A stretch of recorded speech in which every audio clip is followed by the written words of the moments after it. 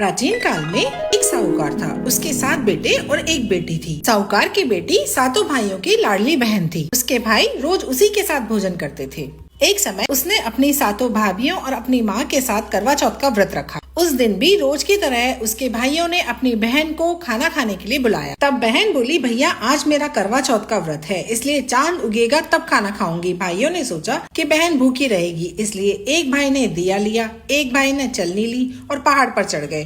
दिया जलाकर चलनी से ढक दिया और कहा, बहन चांद उगाया है, अर्घ दे लो, खाना खा लो। तब बहन ने भाभियों से कहा, भाभी चांद देख लो। भाभी बोली कि बाई जी ये तो चांद तुम्हारे लिए उगा है, तुम ही देख लो, हमारा चांद तो रात में दिखेगा।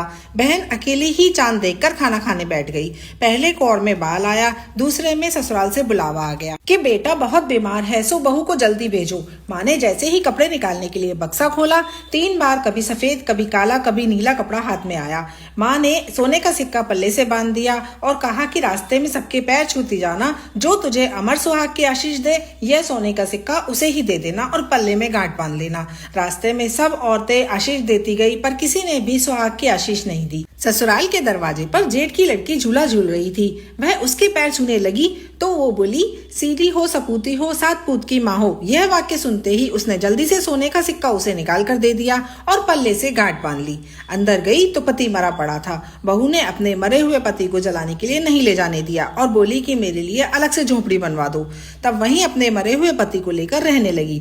रोज सास बची कुची ठंडी बासी रोटी बच्चों के साथ भेज देती। कुछ समय बाद माँ हमें तिल चौथा आई और कहने लगी, करवा ले तू करवा ले, घड़ी बुखारू करवा ले, 7 भाइयों की प्यारी बहन करवा ले, दिन में चांद देखनी करवा ले, व्रत भांडनी करवा ले। तब वह बोली कि हे चौथ माता, मेरा उजड़ा हुआ सुहाग तो आपको ही बनाना पड़ेगा। मुझे मेरी गलती का पश्चाताप है, मैं आपसे माफी मांगती हूँ। तब चौथ माता बोली, मेरे से बड़ी बैसाख की चौथ आएगी, वो तुझे सुहाग देगी। इसी तरह बैसाख की चौथ आई और उसने भी कहा कि भादवी की चौथ तुझे सुहाग देगी। कुछ महीने बाद भादुड़ी चौथ माता स्वर्ग से उतरी। तेरे ऊपर सबसे बड़ी कार्तिक की करवा चौथ माता नाराज हुई है। यदि तूने उनके पैर छोड़ दिए तो कोई तेरे पति को जिंदा नहीं कर सकता।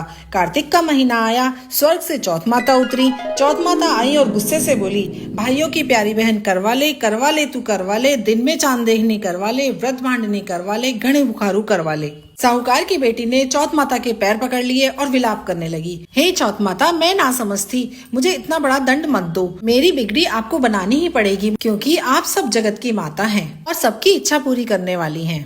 उसकी इस करुण पुकार को सुनकर माता का हृदय पिघला और माँ ने उसे अमर सुहाग का वरदान दे दिया। करवा चौथ माता की कृपा से उसका पति पुनर्जीवित हो गया और दोनों पति पत्नी ने चौथ माता का धन्यवाद किया और विधि विधान से उज्जवल किया।